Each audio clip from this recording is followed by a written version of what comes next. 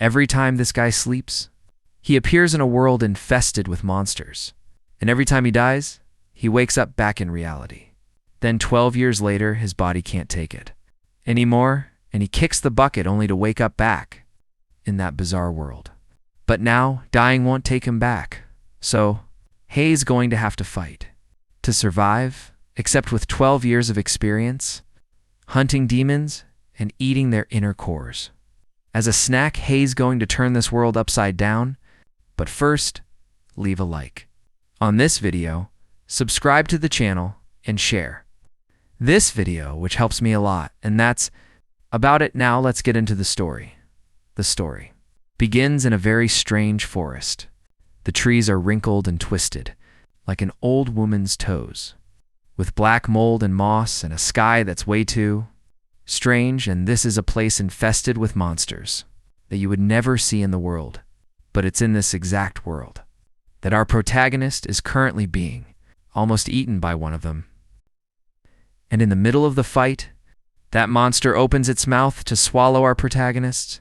And just like that, he dies. But the bizarre thing is that if he dies in this world, he wakes up from his dream, completely frantic and disoriented, and with such an immense pain that it's as if he were actually dying.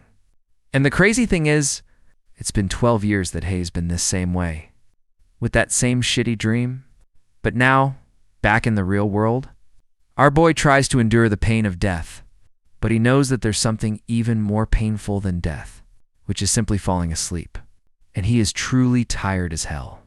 But if he sleeps in reality, he is sent back to that world, which seems more like a nightmare world.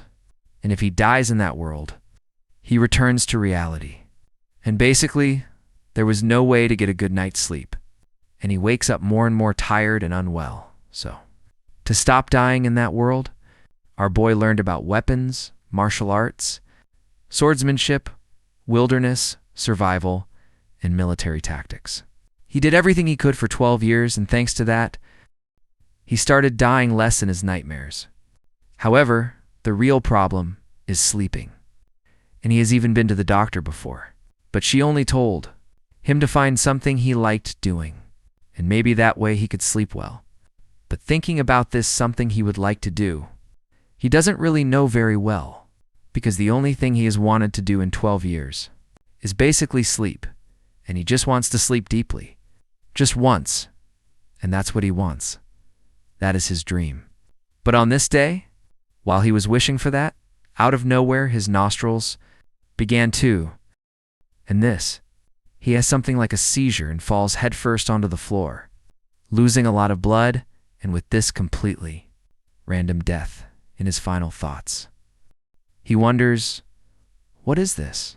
And his body feels much lighter now, and that terrible, persistent headache is finally gone. It feels as if fresh, clean air is seeping into his brain and lungs, and he feels as if he has been sleeping very well for 12 years soon. He wonders if he really died. But then what on earth is this place? And so he opens his eyes again. Waking up in the middle of that bizarre forest, he immediately recognizes this place as the nightmare world of the last 12 years.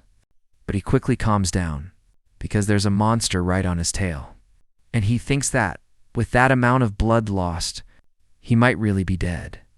So if that's the case, if he really dies here now, there is no reality for him to return to. From now on, this place is his new reality. And he knows exactly what kind of place this is, and what he needs to do to survive. He thinks that given the situation, he shouldn't fight right now, and first, he should go to a brighter place that monsters hate. But before he could take a step forward, he draws his on the spot, wondering what kind of feeling this is, because what he wants to do right now is not to run away far from it, and he gets confused, wondering if by any chance it's because he slept deeply for the first time in years, or simply because this body is much younger than his old one. But anyway, he takes a step forward, showing himself to the monster, and it immediately lunges at our protagonist, wanting to eat him alive. However, his entire body is screaming at him, begging, pleading, crying out to fight, and of course, survive this. And so, with a swift slash of his sword, he cuts the monster's body in half.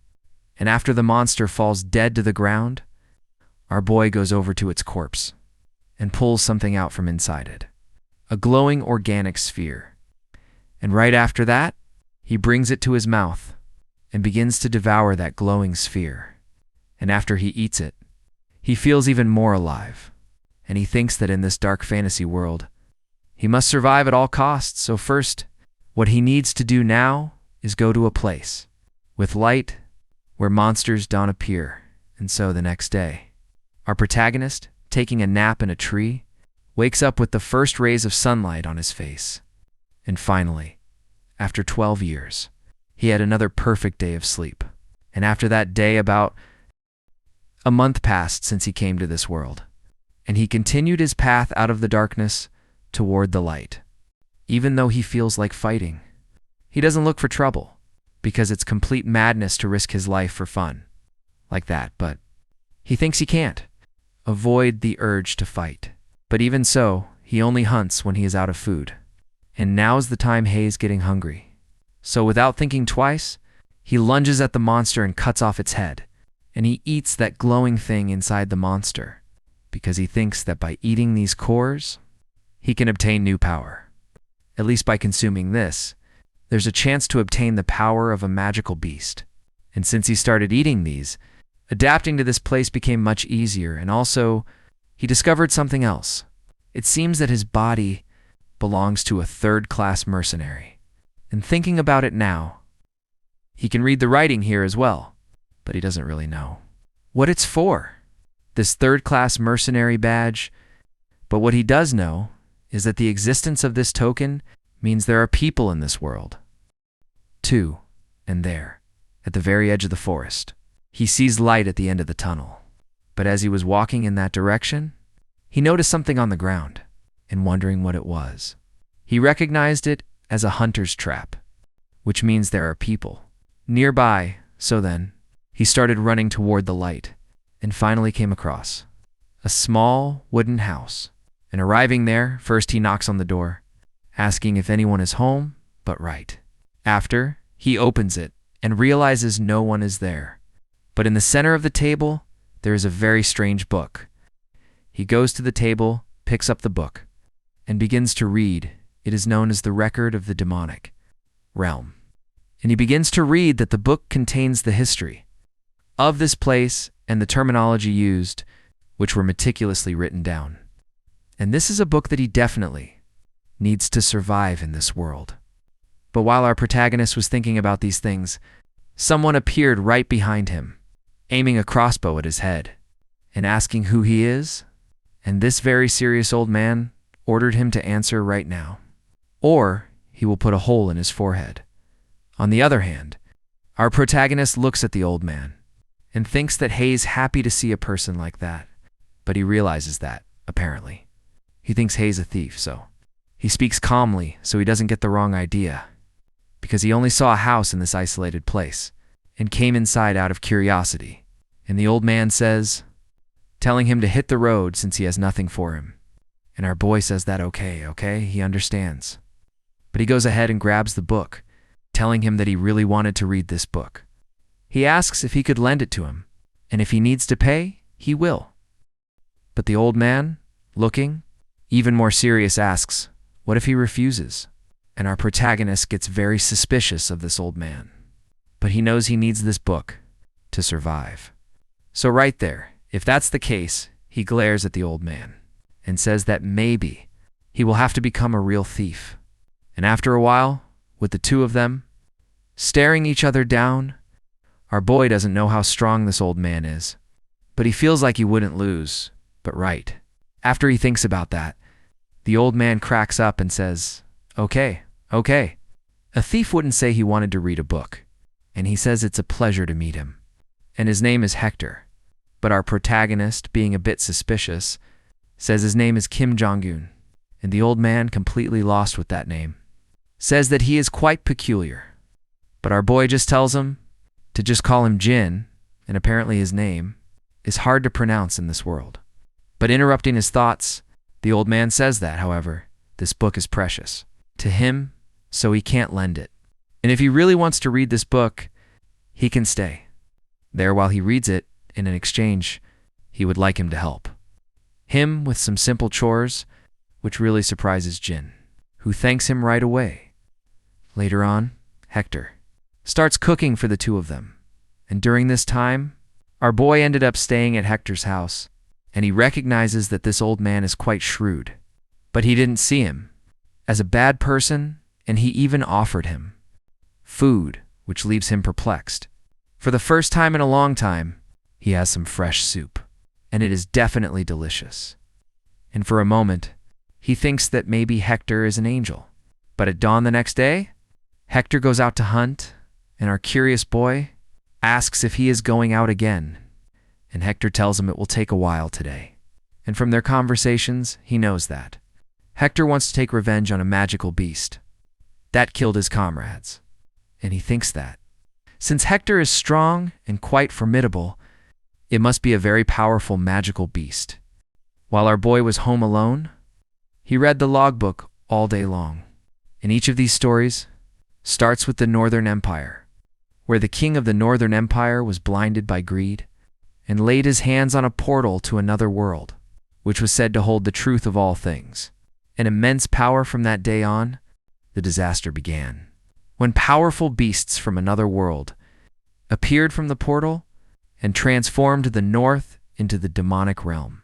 In just 9 years, as a consequence, many human forces allied and formed the Alliance of the Order, and the Alliance of the Order built a barrier to stop the expansion of the demonic realm, and that's basically the end of the history right away. He starts to think that, as expected, there is a lot of useful information there, but they say that the deeper you go into the demonic realm, the stronger the beasts are, and now that he thinks about it, the beasts became weaker as he walked towards the light. But while he was thinking about this, what he didn't know was that the old man was running back to his house. In complete desperation, but in Jin's mind, he wonders how deep into the demonic realm he is and how strong he is in this place. But while he was thinking outside the house, there were several gigantic wolves chasing after Hector, and those wolves keep chasing after Hector as he runs back home.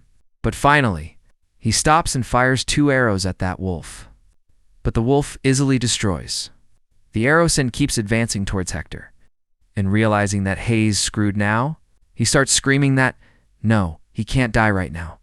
But finally, when he turns back toward the house, our boy is coming out of it with his sword in hand, but looking very scared. Hector tells him to run, since it's very dangerous out there, but to the old man's surprise, our boy passes right by him at an absurd speed. And when Hector looks, our boy is right in front of the wolf, and with a great leap he lunges at it. Meanwhile, the wolf, thinking he is just prey, also tries to attack him. But what this monster didn't know was that Jin was also a complete monster, using just a single blow to slice the wolf in half, and right after the wolf is killed, the other wolves in the pack themselves are completely shocked by this scene. Meanwhile, back there, Hector is in complete shock, wondering how is it possible for him to defeat a fucking werewolf with just a single blow? Soon, our boy turns around, calls Hector, and asks if a creature of this level is considered a strong magical beast. And so Hector throws the question back, asking if he really wants to know if werewolves are strong. Right then, he looks at Jin and says that yes, they are very strong. And our boy says he understands, and so he says that then he will look into the details after dealing with the rest. And finally, he turns to the other werewolves, who start staring at Jin, and our boy knows now that they don't look very strong, but still, with about 40 of them, it's enough to screw him over if he gets careless. So instead of fighting all of them, Hay's going to slit the throat of one of those who looks stronger, like the pack leader, to lower their morale. So he glares at the one that is really big, and right in front of him, who does indeed seem to be their leader. And soon, he begins to exude a very dark power that not even he can notice, but this pressure instantly frightens. The werewolf. At first it looks back at him very seriously, as if it wanted to attack him, but soon after, it realizes its mistake, looks from side to side, and simply turns around, which greatly confuses the other werewolves, who notice their leader fleeing from there, like there's no tomorrow, and he starts howling in the language of wolves, for them to run away from there, because that guy is a monster, far more monstrous than they are. And just like that, they all start to flee. Completely surprised by this scene, Hector wonders if they are really running away, the werewolves, who are known for their bravery. On the other hand, our boy thinks that it really knows how to assess situations. And this werewolf seems to be quite smart. But now back at the house, they skin that wolf, leaving only its pelt. And Hector tells him that this is worth at least about 40 gold coins. This is the bounty for the head of the werewolf that he hunted, and our boy asks if that's a lot. And he says yes, quite a lot. And you can live without working for about 6 or 7 years, something that really shocks our protagonist. He recognizes that he can earn a very high reward for a simple, weak beast like this one, but more importantly than that, if a piss-off shit monster like a werewolf is worth so much money, then whenever he runs out of money, he just needs to find and kill monsters similar to this one, and with that, he can, well, make a shitload of money. And maybe, just maybe, life in this world will be easier than in the last 12 years. So, later that same day, Hector hands Jin a few things, and our boy curiously asks what it is. And Hector shows him the werewolf pelt, meat, silver coins, and even a pioneer map. And he asks him to take it to the pioneer village and find Jacob at the spot marked on the map, because he will pay a lot for this pelt. But our boy asks if it's okay for him to give something of such high value to him like this. But the old man says that he was the one who killed the werewolf, so he deserves it, and he asks if he didn't tell him that he also really hated that werewolf, so that way he thanks Jin for avenging them, and he hopes they can meet again. And our boy thanks him for everything.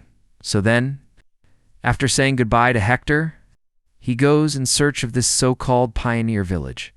But as he was walking out of the forest, what he didn't know was that at the foot of the mountain there was a certain werewolf, staring at him, watching him from afar. But anyway, after a few hours, our protagonist finally arrives at the pioneer village and recognizes that this is the place he was talking about. And going inside, he thinks there's quite a lot for a town. So small, like this, but as he walks through the town, all the people keep staring at him. And he wonders if they are looking at him now because he is someone I believe they have never seen before or something like that. And thinking about it, it's understandable.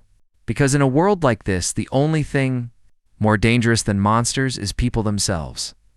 And later, arriving at a bar, when our boy walks in, he goes straight to the boss. And the guy asks if he wants a beer. But the protagonist says, hell pass. And more importantly, he asks where he can find a man named Jacob, and right there next to Jin, Jacob himself shows up and asks what he can do for him. And the moment our boy looks at him, he recognizes him as a scammer, but tells him that Hector sent him. And he said that if he found him, he could sell a werewolf pelt. And hearing that right away, Jacob stands up and asks, what do you mean, werewolf? Is that? Hector really killed a werewolf, so our boy, analyzing him, assumes that he thinks Hector killed it. And well, by the looks of it, he doesn't need to say anything. And so Jacob, observing that pelt, recognizes that it is indeed a real werewolf. And he wonders if that old man really managed to do it. And even if he's old, Hector is still Hector. And with a smirk on his face, he says that, as expected, he knew he would make it, and right. After he says that, other guys stand up and start staring at Jin. And our protagonist asks what's going on. And Jacob, holding the wolf pelt, asks if By any chance, he hasn't realized it yet, but he orders him to get the hell out of there while he asks nicely, and only then can he spare his life. And seeing this, our protagonist just sighs, realizing that in the end, he really was a complete scammer. But he mentions that Hector sent him here because he trusted him so. He asks if he has always been like this, and Jacob very confidently tells him to shut up because he simply made an investment. And Hector has always been too far away, so he always loses out doing business with him. But now he needs this pelt to make up for the losses he had. And seeing this, Jin wonders whether he should kill him or not.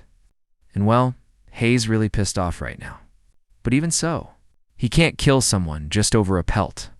This guy should be grateful that Hei's a good person. But unfortunately, Jacob didn't know how to actually be a good person, throwing his beer in our protagonist's face and speaks as if he owns the place, saying that this kid shouldn't try to be a smartass and should get out of there as soon as possible. And now, having no other choice, our very pissed-off protagonist stands up and walks calmly toward a table, while Jacob says that he made a good choice. But a few seconds later, he noticed something strange, which was that our boy didn't leave, and he simply leaned against a shelf, calling out to Jacob, saying that if he wants to scam someone, he should go straight for the neck and not the head. So Jacob just sighs, saying that he takes back what he said about him being smart, and by the looks of it, he doesn't know the value of his own life. And at that moment, his men rush toward Jin. But Jin doesn't take a single step from there, and thinks to himself that guys like them probably won't leave any weight on his conscience if he kills them so easily.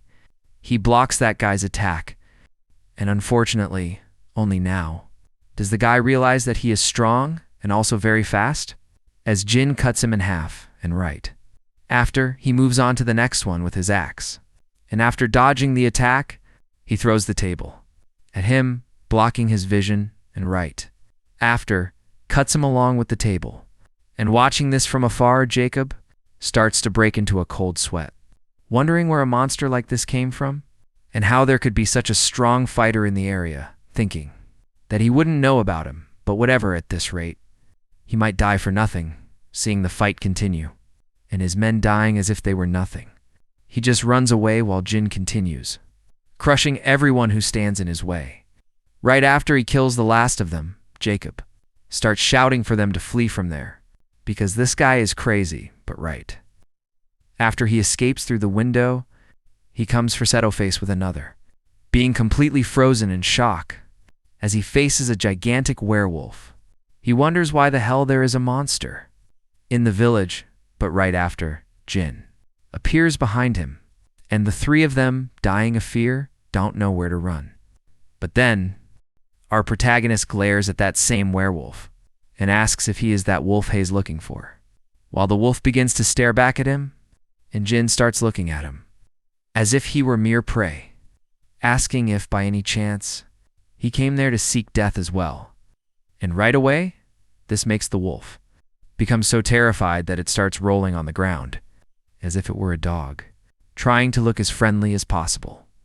And this scene leaves the three bandits completely shocked. However, Jin is very confused and recognizes this behavior as that of a stray dog. So he points at the three of them and orders it to bite, and the wolf easily obeys with a gleam in its eyes, lunging at the three of them and starting to eat them alive. Watching the wolf kill them, Jin says it did an excellent job seeing his henchmen being killed by the wolf. Jacob gets scared shitless, thinking that it's a disaster. What should he do now? But right. He needs to get out of this situation first. And since this guy is an idiot, he will probably let him pass if he apologizes a few times. Simply enough, he kneels in front of our protagonist and bangs his head on the ground, begging him to please spare him, saying he would do whatever he was told to do. But while he says this in his head, he only thinks about the revenge that will come later. And our boy simply stops his sword right next to Jacob's head, which begins to bleed slightly, and Jin starts glaring at this idiot, wondering who he thinks He is, because this is the exact same situation. As before, when his ex-boss begged for forgiveness and asked him to please let it slide just this once. And that's what he said. When he claimed his salary hadn't gone through, and even though he didn't really believe his manager back then, because he was soft, he didn't say anything. And he had no other choice but to accept the situation. However, he shouldn't have done that. Because once he accepted it that one time, the salary that was delayed for a week was delayed for a month, then 2. And at some point, he went to his manager, practically begging for his month's pay. But on that occasion, the manager called him an ungrateful brat, asking if they shouldn't support each other. When things get tough, and honestly, kids nowadays are way too selfish. And back then, it was very shameful for Jin, because that damn manager treated him as selfish and pushy, and he felt like crap living in the same misery. But he learned a lesson back then in seeing Jin turning his back on him. Jacob realizes it worked, and this is his chance. So, with a look on his face, he grabs his dagger and charges at our boy, wanting him to die. But before he could attack him, Jin blocks his hand and says that people like them don't know the meaning of remorse. And finally, he realizes that the idiot there from the very beginning wasn't Jin, but himself, because now he had his head severed from his body. And right after he is killed, our boy thinks that this time, he will never accept this kind of treatment again. And so after the death, he turns to the wolf and thinks that now it's its turn. But he notices that the wolf is carrying a bag in its mouth, and Jin starts wondering what he should do, because it seems it has decided to follow him. But right after that, the wolf lowers itself and shows him a bag that is full of gold coins, and our boy asks if it wants to come along, and the wolf just leans against him, huffing. Finishing the scene, Jin pets the killer werewolf and says that this is a wise choice, and he thinks this little dog will get along well with him. So then, the next day after a good night's sleep, our boy wakes up after having a perfect sleep and thinks that a morning like this is very refreshing, and he really feels like he could almost fly. And after that, stretching a bit, our boy starts washing his clothes and stops too. Think that he killed a person for the first time? And in reality, it wasn't just 1 or 2. There were several of them. But why doesn't he feel guilty about any of it? And he wonders if maybe it's because they were trash. But no, he knows that the emotion he felt at the time was the same as when he hunts monsters. And it was that great adrenaline rush. And he knows that there is definitely something inside him that is slowly changing, so he gets confused, wondering if he is cursed or something like that. But, well, he survived until now, so it's fine. But he recognizes that one thing is certain: his life here will be very different from his previous life. And since he won't suffer, he will live in abundance, and he will simply enjoy the present. So, like that, after a while walking with his new little dog, he arrives at the 5th pioneer city. He turns to it and says that first he has to sell this pelt, and he asks it to stay close, but out of sight. And he knows that, according to the book's chronicles, to receive a monster reward, you have to visit the Alliance of the Order. And it is said that there is a branch of the Alliance in this city too, and finally, after a while, he arrives there and goes up to a little window, asking if this is the Alliance of the Order. And the guy says yes, but asks what brings him there today, and right after, our boy shows him a wolf pelt and says he is there to collect a monster reward. But the guy, very suspicious, says that this is just a wolf pelt, and this place is not for playing around. But after looking at it for a few seconds, he instantly recognizes it as a werewolf pelt, and he completely, in shock, asks if by any chance he took this down himself. And our boy says yes, he got it earlier. So now inside a room, he waits for another clerk, and after a few minutes, he arrives and apologizes for keeping him waiting. And given the amount involved, they had to perform tests to verify the legitimacy of it. So it took a little while, but indeed, It is authentic. He says that he is without a reward, and he can check it. And so one day he starts looking at the coins and knows that this is enough to live comfortably for at least 6 to 7 years, but still, it doesn't feel real until he sees it in person, and he thinks that it's a different kind of adrenaline from when he fights, but money is definitely a good thing. Just at that moment, that guy says, "Excuse me," and asks if he would like another request, because he has a favor to ask, highly excited. Our boy asks, "What do you mean a request?" The guy says very comfortably that actually, there's a monster that appeared in a nearby quarry that is giving them a lot of headaches. And the quarry is dangerous because of the monster. So the workers can't go in, and since they can't mine, money isn't circulating in the city. So they are on the brink of ruin. They say this monster is stronger than a werewolf, but if you think you can handle it, but right then, our boy interrupts and asks what kind of monster it is. And the guy says its name is Mad Skull, and it's a monster with a 70 gold coin reward, which highly surprises our boy, because he has already read about this Mad Skull in the chronicles, and obviously, he has already faced one before. He knows that this monster has a golden skull and is insanely aggressive, and also incomparably stronger than a werewolf. It makes sense why it's so hard to deal with, and it took him almost a month to kill it the first time, because he died about 28 times doing so. Then, this extra asks if he thinks he can subjugate it, and for a moment, Jin stays quiet, but soon after, very excited. He says that, of course, he can, now finally having his next prey.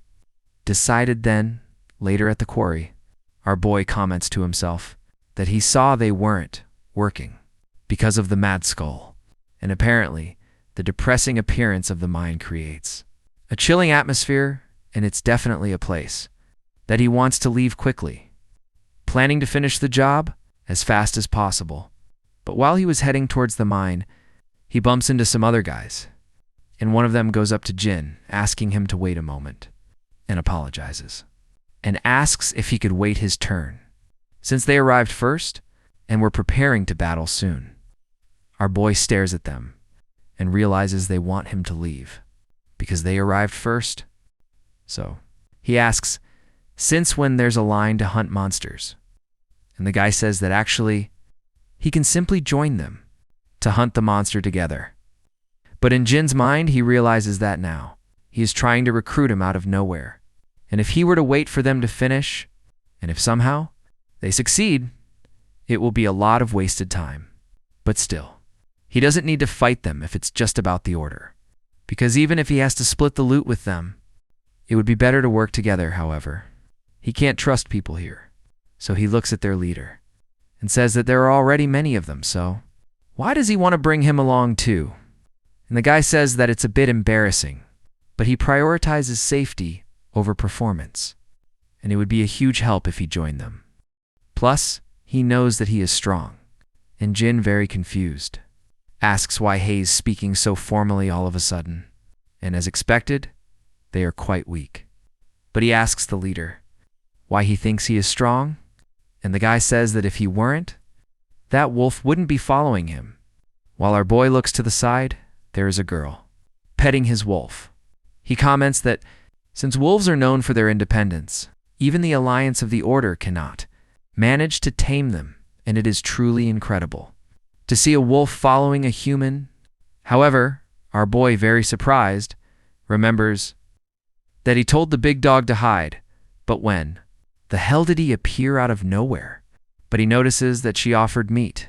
To him, meat from this world that not even he had bought yet. So, seeing this delicious meat, the wolf feels a bit uncomfortable and heads towards the boy. After taking a bite, he hands the rest over to him, and he immediately starts staring at the meat. Without asking what this big dog thinks, he is, but seeing that delicious, glistening meat, his mouth starts watering heavily, while he wonders why his body is reacting like this. But come to think of it now, when was the last time he ate meat? It has definitely been a long time. But a wolf was eating this meat, and now it's on the ground, and by the looks of it, he no longer cares about human dignity. But before he could grab that piece of meat, the girl interrupts him and says that if he is hungry, he can eat this, giving another piece to him and our protagonist, completely starved after never having eaten even a single piece of meat again, recognizes the girl as a goddess whom he can certainly trust. So, later, everyone enters the mine, while Jin keeps thinking that this meat is very delicious, and its savory juices are overflowing in his mouth, and the spiciness reminds him a lot of Sichuan food, and it is certainly a flavor incomparable to the monster meat that he eats to survive. And up ahead, quite curious, the girl says that, come to think of it, they haven't introduced themselves yet. And up ahead, the long-haired guy says his name is John, the captain of the Black Mercenary group, and the girl is Claire. And our protagonist says that he is Jin. And Jonathan says it's a pleasure to meet him, and if he has any questions, he can ask whenever he wants. But finally, after some time of walking, they arrive at the location where they will fight the Mad Skull beforehand. He asks the trap team to set up the nets and the spear team to move into their designated positions, and soon he turns around and asks Claire if they can go now, just like that. She says they can begin, and right after, something incredible happens that deeply surprises Jin, which is that girl Claire using magic, and he realizes that this magic is mentioned in the chronicles of the book that he read earlier. But she begins to recite a sort of spell, an incantation, saying that she asks in the name of Claire and requests blessings for this land, a blessing called Featherstep, and at that moment, Jonathan is buffed, commenting that, as always, she is incredible. But he tells everyone that they have 3 minutes, or maybe 5 at the very worst. Everyone must stand ready, because he is going to lure the Mad Skull here soon. He starts running toward the hiding place of the Mad Skull, and Jin, watching that, gets very excited, realizing that this Jonathan guy seemed slow before, but now has become incredibly fast, and apparently magic is seriously badass. And he starts wondering if by any chance he can learn it too. But right after, another extra begins. The secret is to buy some time to stall, because the monster will arrive shortly, and if a single person messes up anything, all of us could die, so they must stay sharp and back there. Our boy keeps observing everything, while thinking that luring a monster into a trap and shredding it like that isn't a bad plan, however. He wonders if this strategy will actually work against a Mad Skull, and honestly, he thinks it won't.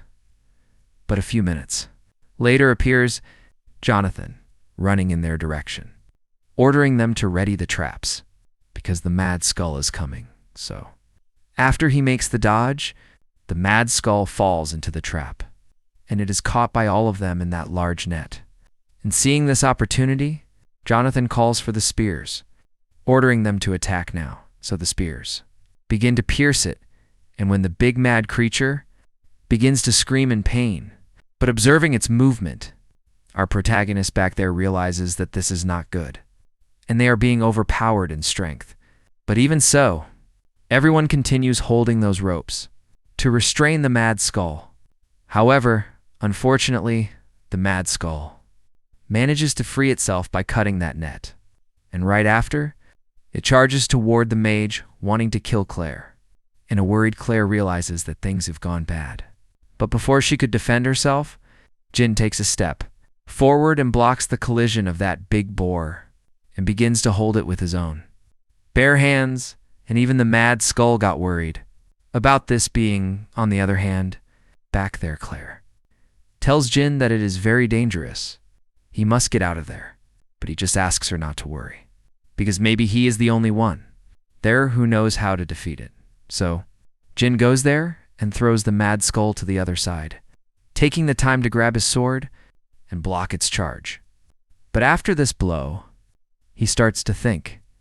He thought he had gotten stronger, but apparently, this Mad Skull possesses a lot of raw power. But while he was thinking about that, the monster took advantage of his opening. But right behind Jin, another magic is about to be cast. And with wind power, she managed to pull Jin close, telling him that she will help him too. And this is Claire's wind magic. And he notices that his body feels lighter, and he feels as if he had dropped a 30-kilogram backpack off his back. And he knows that with this, he should be able to hunt this monster with much more ease. Then, right beside him, Jonathan appears and asks if he knows any way to defeat it. And he says that they can help. But our boy says no, they must stay where they are. And what surprises everyone is that Jin says it's easier to take care of it alone, and basically starts running, pulling the aggro to himself, and thinks that to hunt a mad skull, you need to know a few things, because even though it's called that, yes, it is basically a boar, and it runs fast in a straight line. But changing direction is very complicated for it, so first, he will use this to stop it, and now, after it is lured out of the mine, it is out in the open air, and Jin thinks that so this is the power of the buff, and it seems that now it is having much more difficulty chasing him easily, like it was before.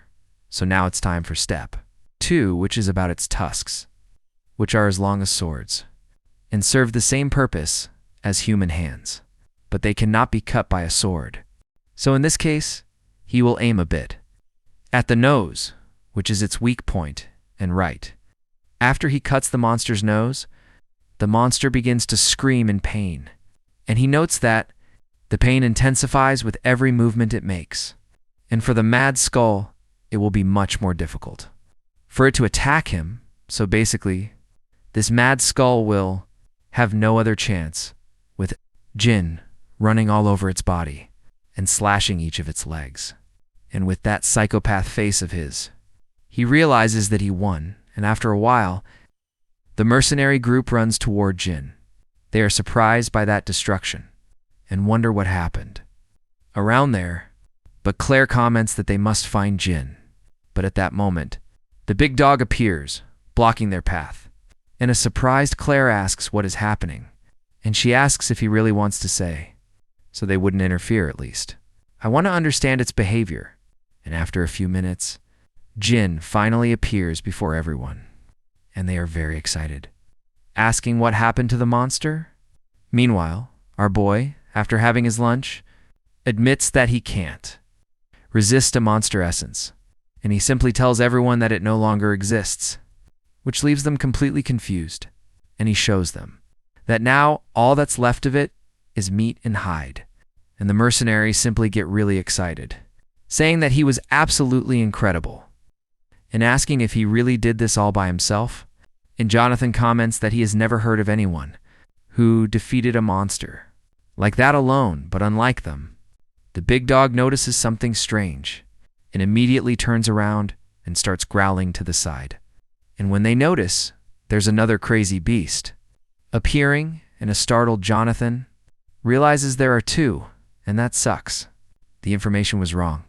But at that moment, Claire tells him to wait a moment, because apparently she has offspring, which are two very cute little piglets. And this gigantic sow is simply their mother, and the wife of that big crazy one. And she starts staring at them, as if begging for their forgiveness. And our boy stares back at her, telling her to take her piglets away. And she simply turns around as well, guiding them away and down there. When asked if by any chance they were just going to leave like that, out of nowhere, Claire says that they were probably planning to raise their children around here, and even Jonathan says he feels bad about it. But anyway, Hay's glad that she left in peace. And now, later on, back at the 5th Pioneer City inside a bar, everyone starts celebrating, and Jonathan says they did a great job, and thank goodness there were no casualties. He is very glad that they had captured a crazy skull, but now he wants to talk about the highlight of the house, which is rewards time, which makes everyone very excited, and Claire, looking at all this money, wonders if the reward wasn't just 70 gold coins, but this here looks like much more. And Jonathan says it's because of his bargaining. And he tells everyone that it wasn't just one crazy clan, but 2, and some cubs, and since it was a job, more dangerous than the information said, for them, he demanded a higher reward. So, basically they earned 110 gold coins, and everyone starts laughing a lot, saying that it's as expected of their captain. On the other hand, our boy said that they didn't fight the mother, so why did they still give money to them? And the captain says that about that. He told a little lie, and very excited. The group says that he was amazing, and our boy, seeing this, just sighs, thinking that they are quite interesting people. But right after, Jonathan walks up to him and announces to everyone that Hayes, thinking of giving half of the earnings to Jin, and he asks if anyone objects, which really surprises our boy, who asks, "What do you mean half?" But the captain says that if it weren't for you, all of them would have died, so please accept it. Because since the base reward increased enough to split with everyone, and he says that's what they want, the mercenaries, concluding that that's it. Indeed, soon our boy thinks that with buffs and traps, they were definitely a huge help, and apparently, not everyone in this world is evil, so he grabs his beer and thanks everyone, saying that in return, everyone's drinks today are on him. So now, they can drink until they drop, but in the middle of the party, our boy notices Claire leaving and asks where she is going at this hour. And she says she is going to practice some magic, and with Jin being quite curious about it, he starts to follow her and watch her magic training, and he starts to think that she must be very tired, training right behind the house, and she really is amazing. But he starts thinking about magic, even wondering if he should try to learn it too, and so, the next day at dawn, Claire asks Jin if he really wants to learn magic, and of course, she can teach him.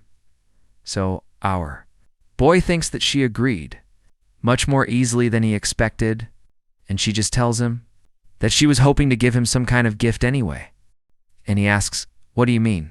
And she explains that when that big maniac came towards them, unlike a certain someone, he went out there and saved them, and she would be more than happy to teach him magic. And that was basically a dig at Jonathan.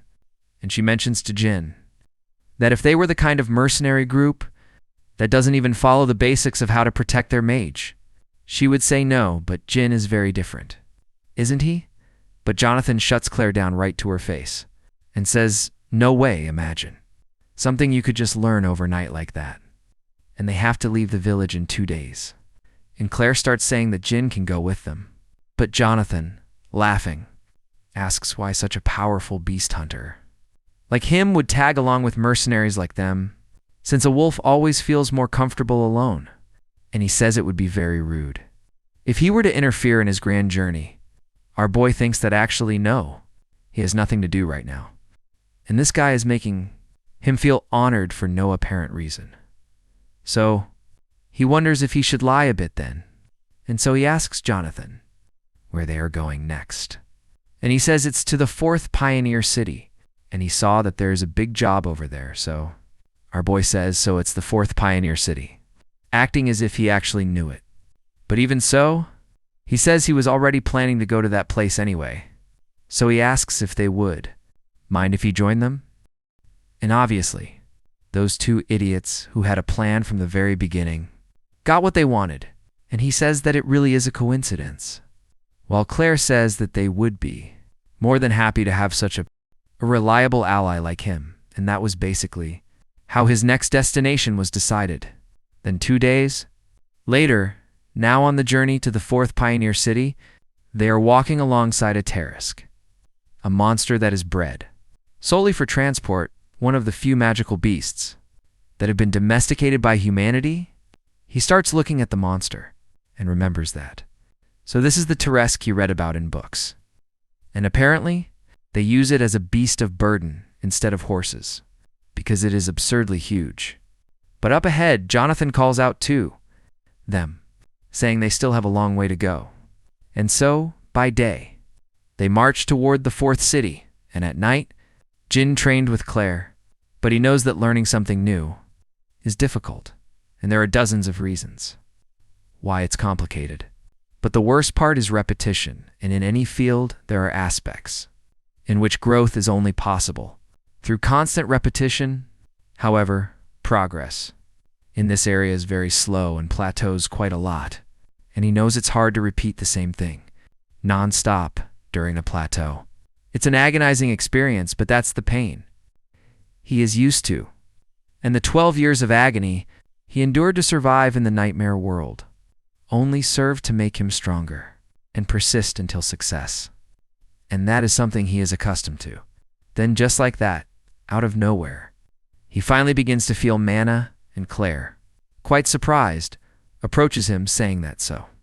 He started to feel the mana, and our boy asks if that really was mana, and to think it took 10 days just to feel it. Apparently it really is. Very difficult, but Claire says that, to be honest, he took quite a while, but it was still great. People without talent spend their entire lives without ever sensing mana, but all right, now it's time for the second step. She grabs a potion, hands it to him, and right after, she asks him to take off his clothes, which leaves our boy completely lost, asking what do you mean, but after the explanation, he understands that he just needs to take off his shirt. After all, in being curious, he asks what she is doing. She says she is creating a pathway so she can imbue mana into his body. And now, everything is ready, and she is going to start injecting the mana.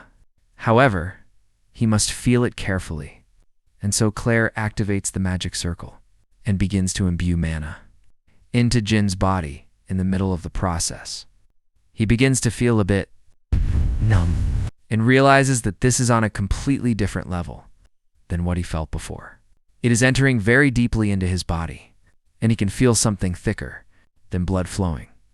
It's getting more and more suggestive, but Claire, right behind him, asks how he is feeling, and if he can feel the mana flowing. He says yes. He can feel that something is flowing in his body, so she tells him that he has already taken the first step. 2. Using magic. She explains that there are 3 stages to the basics of magic. The first is sensing mana.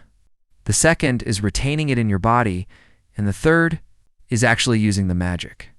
Since he managed to complete the first step, they will move on to the second step, where she will control the mana and direct it toward his heart. She asks Jin to try to create a vessel for the magic, as if he were holding his breath. But he begins to think of a way to store the mana in his body. Finally, he says he can begin, and right away, she starts to inject more mana into his body, but at some point, she begins to enter his subconscious, so to speak, and sees some very wicked scenes, very shocking scenes. She saw a gigantic lavadoo monster eating another monster, and right after the lavadoo turns around, several eyes begin to stare at her, and basically something in her own mind snaps. And she wonders what kind of threatening energy this is, and don't tell me he is that type of monster. Terrified, she realizes that her mana is being absorbed. At this rate, all her mana will be drained, but to her surprise, at that instant, the big dog saves her by dragging her away. She wonders what the red wolf is doing there, but the wolf stares as if he wants to say something, and she realizes that he noticed she was in danger and came to help her, exhausted. She falls to the ground, and our worried protagonist goes up to Claire, asking if she is okay. But extremely nervous, she begins to stare at Jin, thinking that what she just saw was a mental world, a manifestation of a person's disposition and power, looking like a world of its own. And everyone possesses a mental world, according to the paths they walk, but for such a terrifying presence to exist inside the mental world of Jin, she is really quite worried. So she stands up, still very nervous, and walks toward him, asking him to please be honest with her. She asks if by any chance he consumed a mana core. He asks, "What do you mean mana core?" And she says she's talking about the crystals found only in the bodies of monsters. And Jin says that, in that case, she's talking about monster essence. And yes, he has already eaten some. But she, very worried, asks if he really ate a mana core. When he did it, and exactly how many he ate. And he says he started eating them when he started hunting monsters, and he has been eating them consistently for about 10 years or so. As for the amount, maybe 1,000. Thousands? No. It must already be tens of thousands. And he is completely confused, asking why and if there's some kind of problem. And she, very nervously, says that of course it's a problem. Because if a human consumes a mana core, there are two possibilities. Either they die or they become monsters, leaving Jin in shock, and thus we are told about karma, also known as retribution, and it is the name of the energy found in the demonic realm, and the beings that absorb it gain bizarre abilities in their bodies, and a monster's core is a core formed by karma that has accumulated in its body. Thinking about this, Claire starts staring at Jin, noticing that indeed he is strange, and this is really irritating her, because she starts thinking of a dark priest. But when the portal to another world appeared, and karma swallowed the world, there were humans who followed the monsters, who absorbed the karma and started calling them angels. And these guys also ate monster cores. A mess. They even sacrificed humans to the monsters. And they were called madmen. And she remembers that yesterday Jin told her that he has been eating them for over 10 years. And it must already be in the tens of thousands before. She thinks that this crazy Jin has been eating monster cores for a very, very long time. So she wonders if maybe he really is a dark priest. But she thinks not, because if he were indeed a dark priest, he wouldn't admit that he's eating cores, nor would he show her his mental world. But this is actually even stranger, because even if he didn't know that monster cores were dangerous, why on earth would he eat something so disgusting? And this guy is really strange. But little did she know that Jin eats them, because he saw other monsters eating monster cores, and basically side by side with Jin. She tells him to stop eating them from now on, because he has only been lucky so far, and he might end up dying one day. However, he starts to think that she said eating monster cores kills you or turns you into a monster, but there is a living witness right in front of her. So this information might be wrong, but if she really is correct, then the fact that he felt nothing after killing people and wanting to keep fighting and fighting, maybe it's because of the monster cores that he ate during these 12 years. But simply, he tells her that, well, he will try not to eat them. And she, very annoyed, says, "Try my ass." He must stop eating them and not eat any ever again. Because if he keeps eating monster cores, it's not just his life that is at risk, and he won't even be able to use magic, which surprised Jin, who asks if it's really serious that he won't be able to use magic, while she thinks worried that magic is more important than his life, apparently. And she says that in his current state, it will be difficult to use mana manifestation, but he doesn't need to worry that much, because he should be able to at least use mana arts. And he asks, "What do you mean mana arts?" But right after, the scene cuts to the center of the 4th pioneer city, and Jin comments to the others that there are a lot of mercenaries gathered around there, and Claire says that it's too early to be surprised. And the scale of this request is a big thing, as it is also being supervised by a holy knight. Who is that white-haired guy right there? Raymond, soon, our boy, starts observing them and thinks that he has formed so much aura that he cannot be compared to the mercenaries. And you can tell he is not a normal human. And being curious, he asks if a lot of people always gather when it's a holy night. But Claire says it's because it's a request from the golden insect, and very excited. Our boy asks if it is some kind of insect monster, but she asks if he really doesn't know what it is, and completely lost, he says no. She then comments that it looks like he really knows nothing other than hunting. However, Jonathan goes over and explains to him that the so-called golden insect is the ultimate businessman and a tycoon with so many assets that he is considered the richest person Everywhere, but he passed away recently. Our boy then asks, "What do you mean he died out of nowhere? Was he assassinated? Or something like that?" The captain mentions there are rumors like that, but nothing is certain, while Jin, still confused, says that if the golden insect is dead, why are there so many people gathered there? Jonathan explains it is because the golden insect had 2 children, and since they inherited his fortune, someone has to bring that fortune into the fortress, which is the current request. Just like that. Our boy thinks that moving the fortune of a tycoon, like that is the reason why there are so many people here. At that moment, they begin to hear an announcement that it is now the turn of the Black Merlin mercenary group.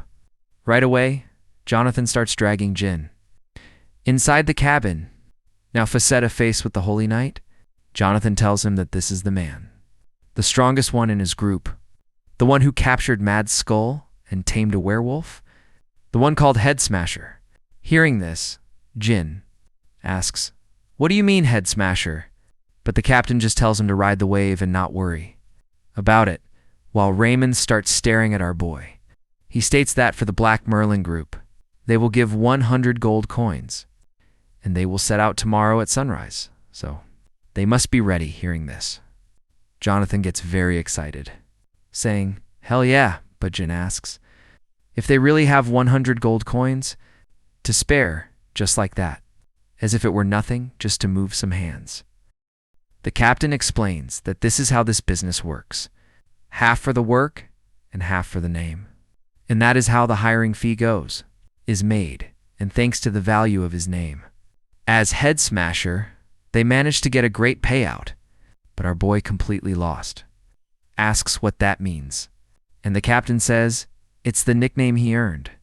After defeating that giant pig, and a bit uncomfortable with this, Jin wonders, who the hell came up with such a grotesque name? But even so, 100 coins is the max, and he thinks this level of fame might help him learn the mana arts. So, later that night, at the mercenary group's quarters, some fights are going on. In the middle of the ring, with very high stakes, and watching curiously. As Jin gets ready, she asks if Hei's going to participate too. And Jin mentions that she told him Holy Knights use the mana arts, so he plans to catch their attention and learn the mana arts.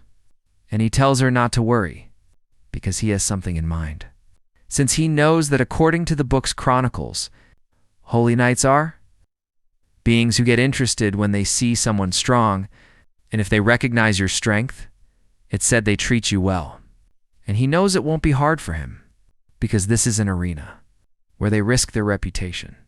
In the ring, and Hei's going to catch the attention of that Holy Knight here, and this guy in front of him is his first opponent, who gets defeated with a single punch and then a headbutt. And the crowd goes wild, calling him Head Smasher.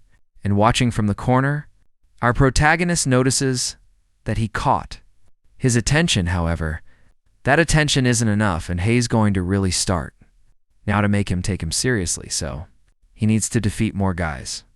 And if he defeats 2 or 3 like that, he will wonder where a guy like that came from. But once he has defeated dozens of them, if he really is a true knight, he will think about putting his apprentice knight against him. Then, exactly that happens. When Raymond sends Rex to fight against that mercenary, and that way, when that moment comes, that's when Jin will truly start the GM, as he turns to Raymond and says that he refuses, thinking that negotiations begin now, and after he says that he refuses right to the Holy Knight's face. Everyone is quite surprised by this scene, and Rex, very pissed off, asks why the hell he refused his offer, while our boy just sighs. But Raymond, seeing this, takes a step forward and asks if he happens to be injured, but our boy says not at all. So, Raymond asks why he is refusing the duel, and Jin tells the Holy Knight that he is a mercenary who seeks money and power, and if someone is to fight an apprentice Holy Knight, they will have to pay, so they should bet on this fight.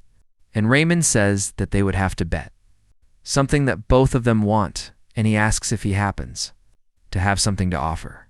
And our boy says, of course, because even though he isn't very well known, fortunately for him, he has an absurd amount of money.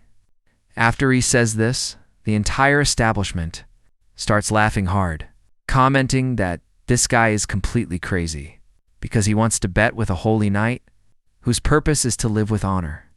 And they ask what the hell he has in his head. And very pissed off, Rex says he is a bastard. But Raymond stops him and tells Jin that they don't need money. So, instead, the winner won't have to be held responsible for the damages caused to the other fighter. And he says that's what they want. But hearing this in Jin's mind, he realizes he won't have to pay anything to fight. But he can also beat him up as much as he wants. And basically, he says he accepts, and he will say what he wants after the duel ends. So, then Rex gets ready. He steps into the arena and stands face to face with Jin. And at that moment, the audience gives them the signal to start the fight right away. But back there, Claire goes up to Jin and asks him to let them know if it gets dangerous. But he just asks them not to worry so much because he definitely won't lose. But on the other side, Rex asks Raymond if he should hold back, but the knight tells him not to dare hold back because he won't be such an easy opponent. Rex says that he understands and already starts activating his mana arts, which surprises the other mercenaries because he's going all out from the start. Then, at an absurd speed, Rex appears in front of Jin, and seeing this, he thinks that his speed is completely different from the rookies he faced, and he also possesses phenomenal strength. And if he gets hit by a single punch like that, he could end up dying, so for sure, he gets more and more excited to quickly learn these mana arts because it seems very interesting. But here comes another strike from Rex. Our boy blocks it with his hands. And Rex stops and asks if his name is Jin. And our boy says that's right. And the apprentice says that he might be a mercenary, renowned in the demonic realm. But in the end, Hei's just a wild beast, and he will regret underestimating a holy knight. And the people around start to notice that Head Smasher is losing, but even so, being an apprentice, the holy knights are truly on another level. And hearing this, Claire becomes very worried. On the other hand, observing the fight, Raymond doesn't really know what to think of it. But after observing closely, the holy knight wonders what kind of feeling this strange one is that Hei's feeling right now. And that man, when he fought against the other mercenaries, he didn't drag out the fight and defeated them with a single attack. But his movements are now being extremely passive. They wonder if by any chance he has some kind of trick up his sleeve or something. But at that moment, wanting to end the fight, Rex activates a spiritual strike with a giant punch heading straight towards Jin. But to everyone's surprise, at the scene, our boy deflected the blow with his bare hands, destroying part of the balcony. Surprised by this scene, Diogo is asking how on earth he deflected the mana arts of a holy knight with his bare hands, and how that's even possible. But right after, they hear our little protagonist say that with this. He thinks he has already gauged his combat power, but he asks if he should check his durability. Now then, at a very high speed, and with a powerful strike, he hit Rex's chest, making him spit blood. Watching this from the corner, the Peach brother was hit with just a single normal blow, but Rex has a very strange look on his face. And don't tell me that man, instead of waiting for an opening, was actually just enjoying the fight this whole time. And little did he know that it was exactly what Jin was doing. So in the arena, Jin stares at Rex and says that he hit him pretty hard, but it looks like he could take the hit. And he wonders if it's thanks to the mana arts. And Hei's really curious to know how many blows he can endure. But before he could strike him again, Raymond steps onto the arena and orders him to stop, since Rex lost, and they will give him whatever he wants, as promised, and will end this matter right here and now. And Jin simply accepts it. But he feels a little sad, because it was starting to get fun. And this was a total buzzkill. But well, even so, his plan was a success. After the end of the fight is announced, the entire crowd goes wild once again, saying that the head smasher is indeed incredible. Meanwhile, in another location, inside a gigantic mansion belonging to the golden insect. Inside it is a very dark room. There are the first son and the second son of the golden insect, Derek being the first and Cedric the second. These two big guys eat a hell of a lot. And so Cedric asks Derek if they are really going to wait about 10 days to enter that wall. And Derek says that those guys from the Alliance of the Order, after giving them so much money, will still take about 10 days. And that's how those pieces of shit have always done things. And apparently their bark is worse than their bite, but Cedric very nervously asks if they will really be fine until then. And Derek says there isn't much they can do. They just have to pray that their bodies hold out until then, and while they eat like beasts, some very strange things start appearing and glowing on their backs.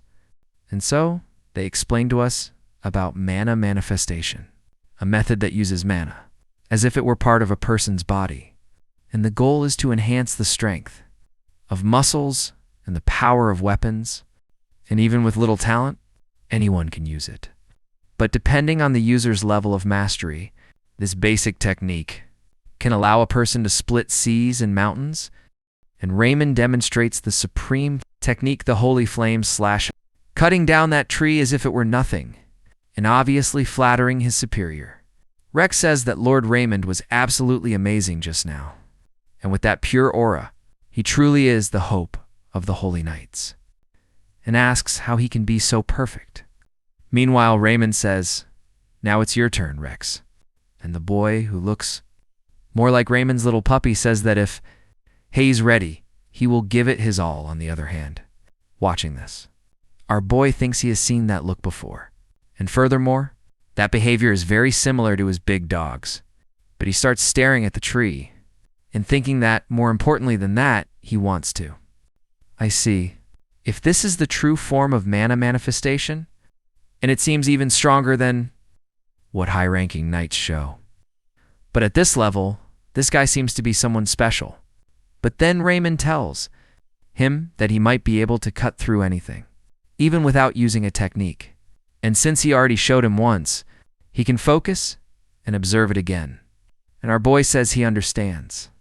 And Raymond explains that just like how sometimes your arms bulge and your muscle fibers tense, whenever you flex your arm, he must keep the flow of mana controlled within his muscle groups. But in Jin's head, he knows that so far, this technique is similar to the one Claire taught him. So after a few seconds, he begins to feel the mana, but he wonders why there is so much mana flowing through his body. And when did it start accumulating? So much inside him. But he notices that it's a calm and gentle flow of mana. And he thinks this mana might be Claire's. Only at that moment, something strange begins to happen. While behind him, the Holy Knight says that now he must slowly use the mana, moving his body little by little, slowly at first, which will be of great help. Finally, he notices something wrong, and when he looks, he is surprised by our boy manifesting a very dark aura, and he realizes that he can use martial arts, even though he has only just seen it once. And that's not even the most impressive part. What's most impressive is what on earth is this terrifying mana surrounding him. And mana arts normally manifest colors and shapes based on the user's mental world, but at this moment, a disturbing and sinister aura is covering his mana. He gets very nervous and wonders what exactly Jin is hiding inside his body. And right after, he sees our protagonist making his sword movements, but now with the sword filled with an aura, so to speak. And as for Jin, he thinks to himself if it's perhaps because he doesn't have good mastery over it yet.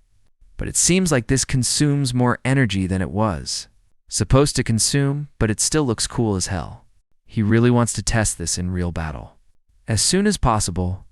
But then the next day they begin their work, and a very happy Claire says that he already learned the mana arts, and that it's very difficult. So indeed, he is amazing, but our protagonist says that it's all thanks to her. But more importantly than that, he asks if she is all right. Because when she helped him before, a bit of the mana must have gone into his body. And she says, very nervously, that she is perfectly fine. And he saved her life back then. So he should just think of it as a small gift from her. But Jin knows that. Even if she says that, it clearly seems like it was a large amount of mana. And he cannot just let it go. Because thanks to it, he was able to learn the mana arts very quickly. But right next to Jin, Rex appears, saying that he really didn't expect that. But he is really very happy. Just because he learned the basics. And he tells Jin to take it easy on his training. And not to forget to show respect and gratitude to him. Because Lord Raymond sacrificed his precious time for someone like you, and staring at him, both Claire and Jin think that maybe he is still bitter because he lost, but seeing this, the protagonist gets excited because this is great. He was actually starting to get bored, so he goes to provoke his ego a bit, to start a fight when he simply smacks his horse, making the horse start running. But watching this from the side, his brother tells Jin to go easy on him, since he promises he will stop him from causing trouble. Only at that moment, to the surprise of both, they start hearing shouting from the brother's cabin, and at that moment, someone is thrown out of the window, screaming that they said they are hungry, and he should be bringing food right now. And observing this, our boy says that it seems like something happened there, but his brother asks him not to worry so much, because it's just the usual arrogant behavior of the higher-ups. And Jin asks if Hei's talking about the children of the golden insect, and he says that's exactly it, because ever since the golden insect died, they haven't stopped eating greedily, and when their meals are interrupted, they get stressed out instantly, and the more he thinks about it, the more of a headache it becomes, and it's better to just ignore them. On the other hand, our protagonist thinks that even so, he thinks there's something strange about eating. That much just to relieve stress, and at that moment, he gets a bad feeling about it. Every time those food supplies decrease, the anxiety inside him increases, and it even seems like a monster is going to appear at any moment. And apparently, Jin has quite a mouth on him, let me tell you, because in the very next second, a monster actually appears, and the people around ask themselves what's going on. And at that moment, the transport beast falls to the ground dead as well, and the knight asks, what's going on? And the mercenary says that the terrace carrying the passengers suddenly went crazy. And noticing this, the knight gets worried, since the children of the golden insect are there, and at that moment he calls Rex and orders them to move forward, saying that the highest priority is the safety of the passengers, and he must find a way to subdue the Tarask, even if he has to kill it. And Rex tells his lord that he understands, so he charges at the monsters, but at that moment, something else happens that ends up being completely destroyed, and from the center of the cabin, a large tentacle monster appears. And seeing this, Claire starts screaming that it is a demonized human, and our boy asks what that is. And she explains that they are people who transform into demonic beasts due to the karma energy of the demonic realm, and they call these people demonized humans. Then our boy asks if it's really possible for humans to turn into monsters, but at that moment, the knight activates the supreme technique of the holy flame slash and charges at that large monster, cutting it in half. And right after, he calls Rex to attack together, and Rex also strikes the monster, but from afar. Raymond notices that the monster can regenerate, so he tells Rex to wait. But unfortunately, it was too late, and the boy couldn't react in time. The only thing left was his arm. Holding the sword, worried, Raymond rushes toward Rex, shouting for him, but he doesn't make it in time, and the kid is killed right in front of everyone. Looking at what was left of Rex, Raymond becomes absolutely furious and filled with hatred. He charges at the monster with the holy flame slash but the monster still manages to regenerate. But without thinking about anything else, Raymond keeps charging forward, at it, shouting to Rex that he will save him, and that he must hold on, and he is very worried, saying that he can't give up, but what he didn't know was that the monster was regenerating, right behind his back, wanting to catch him off guard. And when the monster was finally about to touch Raymond, our boy jumped to save him, and the worried mercenaries realized that even the Holy Knight was defeated. And at this rate, they will all die, and seeing their morale get lower and lower, our boy realizes that this abomination is a human turned into a monster. He begins to wonder, if he keeps eating inner cores, if he might end up becoming something like that one day. This really makes him scratch his head. But he knows that worrying about it right now will solve absolutely nothing. And what he needs to do first is get rid of this abomination. Soon, he begins to dodge its strikes, thinking that this digestion is incredible, along with the infinite regeneration this monster has. At this rate, it will end up becoming a battle of attrition.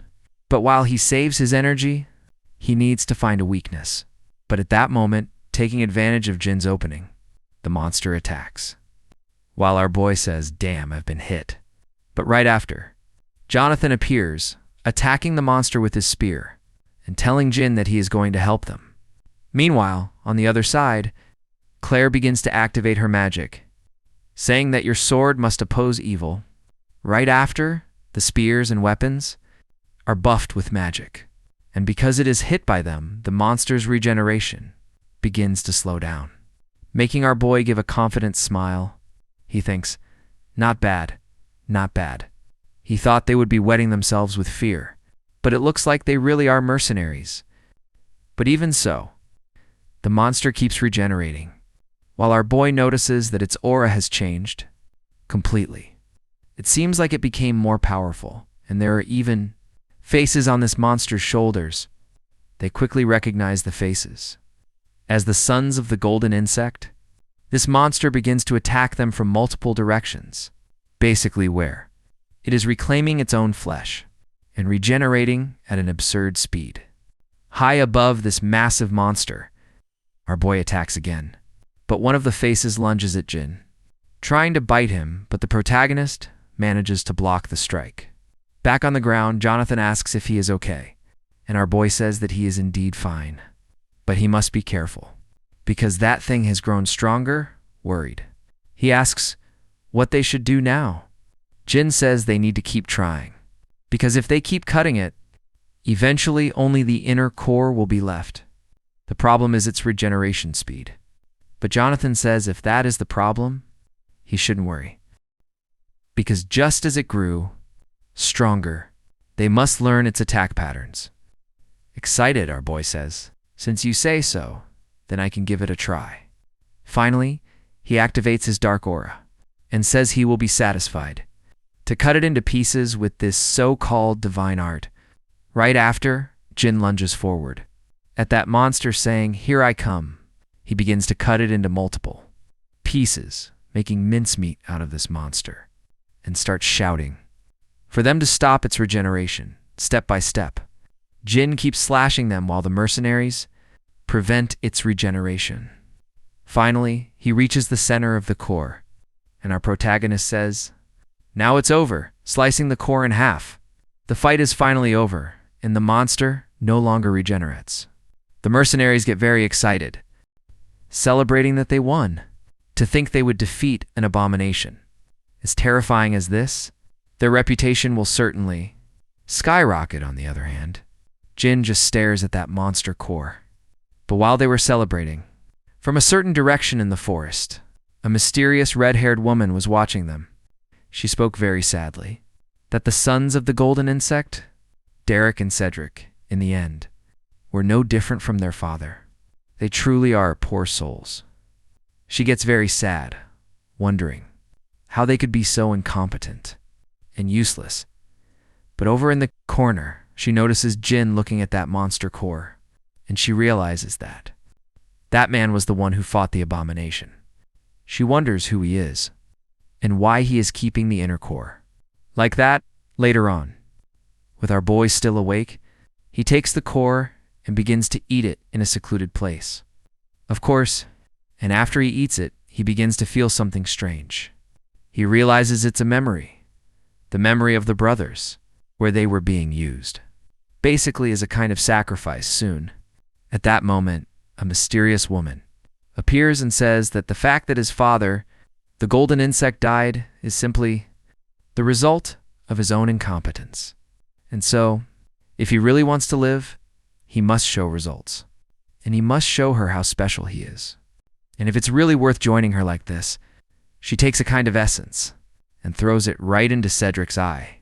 He starts to scream in pain as a type of worm burrows into his body, and soon, afterward, our protagonist snaps out of that nightmare-like state and starts heading in a certain direction, to throw up a lot. Our boy knows that it rarely happens, but eating an inner core can give him, or can give that monster, or sometimes make you absorb its memories. And thinking about it, these inner cores are really full of side effects, and that memory just now might belong to one of the golden insect's sons, and at least they turned into abominations after something was thrown into their eyes, and from what he knows, the abominations. For now, humans are influenced by karma, which means that liquid contained karma in it. And in that case, that woman would be a dark priestess. Just at that moment, behind Jin, Claire appears, saying they need to get out of there now, but when he turns around, she notices that he is sweating a lot and asks what is going on. And she's like, no, don't tell me he actually ate another inner core. But our boy says no, it's not that. But he keeps wondering if he should tell the others about this. But how the hell would he explain that he saw a monster's memories as a side effect of an inner core? And he knows that talking too much could end up causing a misunderstanding. So he leaves, telling Claire not to worry so much because it's nothing, thinking that he'll keep this a secret for now. But as they leave, that red-haired woman watches them from afar, especially Jin, and she wonders if by any chance he is up to something. And to think that someone who eats raw inner cores is doing the same work as the Alliance of the Order, and she comments to herself that she is very curious for when they meet again and whether they will be allies or enemies. But later, at the end of the day, they hold a burial for the dead, especially for the Holy Knight, Apprentice Rex, and Raymond says that he offers his prayers to Ia, the god of harmony, and that Rex. He was braver than anyone, and he dedicated his whole life to peace, so he asks that they please pray for him, so that his passing won't be in vain. But watching this from the side, our guy thinks that although he only looked at him just once, he seemed quite young, which is a pity. But at that moment, Raymond is surprised by something, because he notices a red wolf up on the mountain, and he simply kneels down, saying that he offers his thanks. Well, our boy asks what Hayes doing out of nowhere, and the knight says Hayes, expressing his gratitude for the consolation of Ia, the god of harmony, and he says that to the Order of Knights. The red wolf is considered the closest companion to Ia, the god of harmony, and he says that the fact that a red wolf appeared now means that EA is comforting them. But our protagonist asks what the hell he's talking about, because that red wolf up there is just his pet stray. And the knight, very pissed off, says that this is blasphemy, and how dare he call the red wolf a stray like that. Besides, this monster is not a species that can be domesticated, so to prove it to him, our protagonist calls him Toto and stares at him with a very serious face, telling him to stop messing around. But coming over now and very terrified, the big dog goes up to him as if he were a helpless puppy, even giving his paw to his owner. And very surprised, Raymond asks how he did that, since the red wolf is a monster and not even the Order managed to tame it. So how could a simple individual like him do it? To which our boy explains that he ended up killing a werewolf, and it saw that, so it started following him ever since, which leaves Raymond even more lost, still wondering who the hell this guy is. And soon after, he starts creating Rex's grave, and then turning to the wolf. He goes up to him and asks if by any chance he could ask for a favor. If this red wolf doesn't have a name, he asks him to please call him Rex first, because calling a monster like this, which his order considers sacred, a stray dog, is very improper. And second, with the unwavering determination to purify the entire demonic realm, he wishes that Rex's will, who fought against evil, doesn't end here, because he didn't let go of his sword until the end. So he asks that, please. He lets this red wolf carry on his legacy under the name of Rex. So our boy starts thinking about this legacy of Rex, and he stares at his wolf and asks if he agrees to this. And the wolf nods in agreement. So our protagonist says that in that case, his name will be Rex, which leaves Raymond very satisfied, thanking Jin. But at that exact moment, while they were talking, a guy appeared out of nowhere, saying, well, did this old man show up at a bad time? Or something like that, and very surprised. Raymond recognizes him as the elder, and hearing this, Jin thinks that if he really is an elder, that makes him one of the highest authorities in the region. And this blind old man is the elder of the third pioneer city. Bow at that moment. The other mercenaries approach, and Raymond takes a step forward, saying, so you've arrived, elder. And Bo apologizes for the intrusion during the funeral. But Raymond says it was nothing, though he asks what brings him there, and the talkative old man says he is investigating the death of the golden insect's children, which leaves Raymond very confused, asking if he still thinks they were the ones responsible for his death. Soon, our boy thinks that they are under some kind of suspicion, and in fact, he thinks it makes sense to suspect the mercenaries, since the client died while transporting all that wealth in the night. Asks if his evidence wasn't enough, and Bo says no, they were more than enough. However, he turns towards Jin and says that how they turned into those abominations remains a mystery. In this case, involves a dark priest. So he goes up to Jin and addresses him, which leaves our boy quite surprised. But apparently this old man knows his name, so he asks if by any chance he really thinks he is a dark priest then. At the Vitra Arena, inside the third pioneer city, our boy stands in the middle of the arena. Having been brought there by Bo and Raymond, the old man tells him that people as strong as him usually stand out from a young age, but he appeared out of nowhere and has been achieving feat after feat. And conveniently, he is connected to this abomination incident. So he asks if he doesn't think that's a bit suspicious. At least our boy thinks that everyone around there knows who is strong. But well, he finds it normal that they suspect him, since after all, he isn't from this world.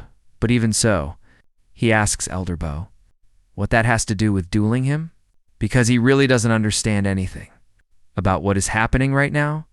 And Raymond even says, hey, he's right, besides, he just came out of a battle and is in no condition to fight.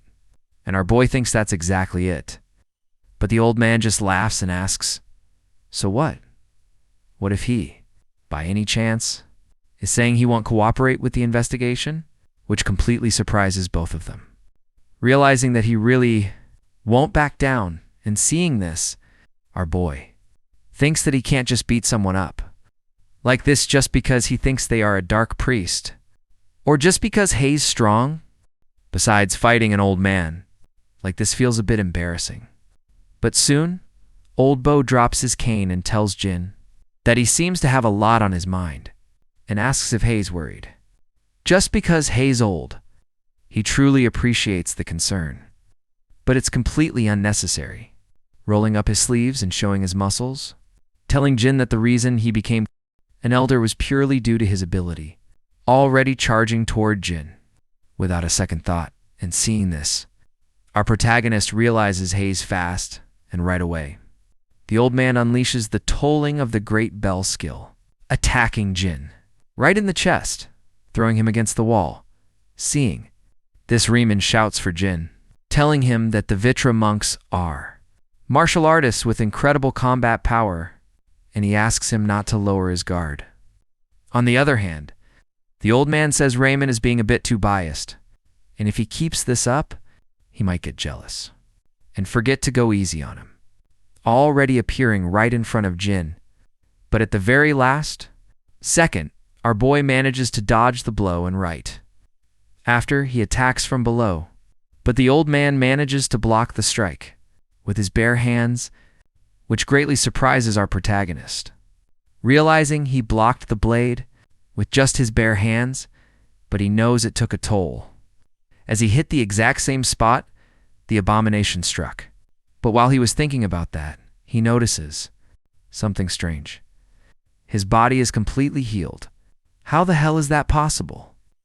That injury from the abomination should have taken at least 2 weeks to heal, and even the damage from the last blow is disappearing. He begins to wonder if he might have gained regeneration from that monster after consuming its core, and apparently that's exactly it. And soon, he gets incredibly excited, thinking this is the ultimate stroke of luck. Finally, he starts the fight, charging at Bo. And old Bo asks if he wasn't just injured, which is actually making him more and more excited. The old man thinks he would love to fight even more if he could at least, but he knows he can't cross the line. He has confirmed the rumors about his strength, and now it's time for the next step, which would be the Eye of the Mind, which he instantly begins to activate. Trying to infiltrate Jin's mind, he thinks that a person can only be filled. After being emptied, he renounced his sight to open a third eye. The so-called Eye of the Mind is also the Eye of the Soul, which can see even the true essence of someone. And now, this guy named Jin must show him whether he is a dark priest or perhaps a new rising light. And finally, he begins to infiltrate Jin's mental world, and the exact same scene happens that occurred a few days ago, that praying mantis eating another insect, and right after those countless eyes staring down Bo, finally Bo enters Jin's mental world, but he instantly recognizes something very strange, and he asks himself completely in shock, what the hell kind of mental world is this of Jin's, which is completely filled with monsters? But back in reality, our boy taps him and asks if Hei's okay, because Hei's breaking into a cold sweat. On the other hand, in Bo's mind, he thinks that this mental world doesn't. He is just unpleasant, and he has never seen anything like it in his entire life, but since his mental world didn't collapse, it means he isn't a dark priest. So, in that case, he bows to Jin and apologizes, asking that please he forgive his rudeness, because confirming whether or not he was a dark priest was very important to them, and our protagonist, very confused, asks what all this is about. But at that moment, another person enters the arena who is a little girl, saying that it's because she wanted to hire him for a mission related to the dark priests, and Jin, quite curious, asks who she is, and the girl approaches, saying it's a pleasure to meet him and that she is Cindy, the youngest daughter of the golden insect, and right after the introductions, our boy goes with Bo and Bo, Cindy, walking through the forest while she says that this isn't the first time monsters like this have appeared, and recently infiltrating into the third pioneer city. Many people are turning into monsters, and even the surrounding forests are being rapidly contaminated by demonic domains. Right away, our boy thinks that if it's contamination, but before he can finish his thought, he comes face to face with something shocking, which is basically a rift core, an object that spreads the demonic domain. Wherever the rift core appears, the location gradually transforms into a demonic territory. But in front of the core, there are several priests praying, asking for it to please have mercy on them and grant its mercy to this land. And while some pray, others throw some kind of purified water to purify that core and completely deactivate it. Watching that, Jin gets quite surprised because he knows that purifying a rift core doesn't seem to be something so common. But he asks Cindy if the power of karma wasn't supposed to weaken the further away you go from the Northern Territory. And Cindy says that, yes, he is correct. So, he says that the fact that something like this is happening now, and she confirms his suspicions because it means someone is moving behind the scenes who is basically a dark priest. And she continues saying that if monsters and rift cores kept increasing at this pace, the third pioneer city, built with so much effort, will be in great danger. And Bo beside her says that in the worst case scenario, they could lose the entire city, and that's why they have been trying carefully to find the dark priest's hideout. And finally, they found the place they believe to be their base. And then, he turns to Jin and asks if by any chance he could participate in the subjugation operation 2 weeks from now. And he says the reward will be of the highest tier. And Jin realizes that maybe what they wanted to ask of him. With Elder Bo of the third pioneer city, and Cindy, the sole heir of the Golden Beetle, a request coming from such important figures, like them it seems. He has finally been recognized, and so, sometime later, the mercenaries prepare to leave. Meanwhile, Claire, right behind our protagonist, says she was very worried about him because she heard they accused him of being a dark priest. At the very least, if he were, he would die.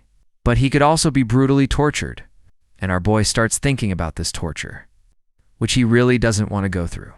But after a few minutes of conversation, Claire says that they have finally arrived. When our boy looks into the distance, he is quite surprised because this is the city beyond the wall, the so-called Yurgi's abode city with a scale impossible to compare to the pioneer cities. It is the safest place in the entire world. And they ask if maybe he will be able to live in this place too someday. But he thinks that? Not yet, and seeing Raymond up ahead, he calls out to the Holy Knight, and the knight signals for them to rest now. And while the mercenaries are resting, our boy talks with Jonathan and the others. And the captain, quite surprised, asks if he is really going to leave for the third pioneer city? And our boy says yes. Since he received a new mission, a bit disappointed. Jonathan says that even though it's so sudden, he knows it's still part of the job. And everyone goes their own way when the job is done. But even so, it really fills him with sadness. And our boy says, yeah, it is what it is, but curious. He asks what they are going to do now. And Jonathan says that, well, Hay's going to drink a little, and then drink a little more. And the other mercenary says Hay's going to do the same thing, too, and soon. After, he turns to Claire and asks about her, and she says she's going to look for another job. Except our boy asks if by any chance she didn't earn plenty of money this time. And she says yes, she actually made quite a bit. Well, but it's still not enough to go to the magic tower. Confused, he asks, what do you mean magic tower? And she says that although she is a mage after all, she only gathered common knowledge and barely passed the beginner level. And well, she can get by like this. But she started wanting to learn more high-level magic. So, she thinks she ended up becoming more greedy. And that's why she's saving up money to go to the magic tower, where she can learn higher-level magic soon. Our protagonist thinks to himself that this magic tower is like a magic university. And apparently she wants to make enough money to be able to study there, which is very admirable. So, after thinking for a bit, he starts pulling a pouch out of his bag and asks if by any chance that is enough, handing her a pouch of gold coins. And she, surprised, asks what for, and he says it's to help her go to the magic tower. But she, very flustered, says no, she can't accept this. That would be very shameless on her part, but our boy says he isn't giving it for free to her, since he is also paying a debt to her, and she can consider it a gift. And this amount surprises even Jonathan himself, but very flustered, Claire says she can't accept. But our boy just goes ahead and hands her the pouch and says that they will see each other again in the future. And she, quite embarrassed by his attitude, thanks, Jin. saying that she will surely return this favor no matter what it costs. And after this somewhat melancholy conversation, he says Hayes leaving now and wishes for everyone to be well and right. After our protagonist leaves, his little wolf begins to stretch, while Raymond stares at the new Rex. And so Rex waves to Raymond, and Raymond wishes him a safe trip, and that he stays safe along with that lunatic.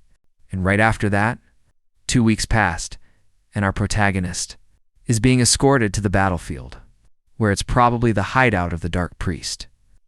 But up there on the wall, old Bo and Cindy stare at him, and Cindy comments to the old man that she knows he said nothing would happen, but by the way, he left it looks like he is quite worried. And the old man asks what she is talking about, and she says she's talking about the mercenary, since it was him who told her that Jin seems to have consumed an inner core and right. After she says this, the old man falls silent. But soon after, he said that just because he consumed an inner core doesn't mean he is a dark priest. And so she speaks very angrily, saying that this is a very dangerous thing for him to say, and anyone who consumes an inner core becomes intoxicated by power and loses their own ego. And she says that this is basic knowledge. She calls him an elder, but then, no. She calls him master and asks him to be honest. If by any chance he is protecting Jin, because he still hopes there is some humanity left in that guy. And thinking about that guy, the old man gets very serious and tells her that he doesn't want to talk about this right now. And very annoyed, she just leaves, saying she was rude and asking for forgiveness. But he must know one thing: she will keep this secret for now, but if he commits any wrong act, she herself will accuse him of being a dark priest. And when that happens, not even the elder who recommended him will get out unscathed. And watching her leave, the old man knows he doesn't need to worry about it, because he is sure that won't happen, since that mercenary has already consumed countless inner cores and became someone so strong that it's hard to understand his depth. And even so, his mental world didn't collapse, and he maintained his humanity, even after consuming several inner cores. And this is irrefutable proof. And what they are doing now is just keeping this a secret, because the world isn't ready to accept Jin himself yet.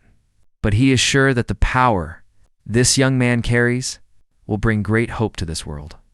But after that, some time passed, and in the middle of the march, together with the first expeditionary force, while the soldiers chanted a war song right in their midst, our protagonist picked up a rock and smashed his own head, shocking everyone around him, who wondered if by any chance this guy is crazy.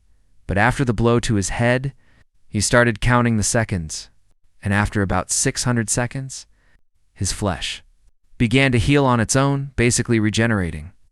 And after the wound closed, he realized that the special ability he gained after consuming the inner core was regeneration, and to heal simple bruises and injuries. It takes about 10 minutes, and even the fracture caused by that beast recovered in just 2 days. And he gets quite excited thinking about this, because if his arm gets torn off, he thinks it could regenerate in at least a month, and that's why it's worth consuming inner cores. And he can't wait to test this out in actual combat. But further ahead, the knight speaks to him, saying he has already heard the nickname Head Smasher, but he didn't know it was because he smashed his own head. And our boy, a bit uncomfortable, says, Hayes, sorry if he scared him. And he just had something he wanted to test. And this guy is the supreme commander of the expeditionary force, which is part of the Order of Harmony.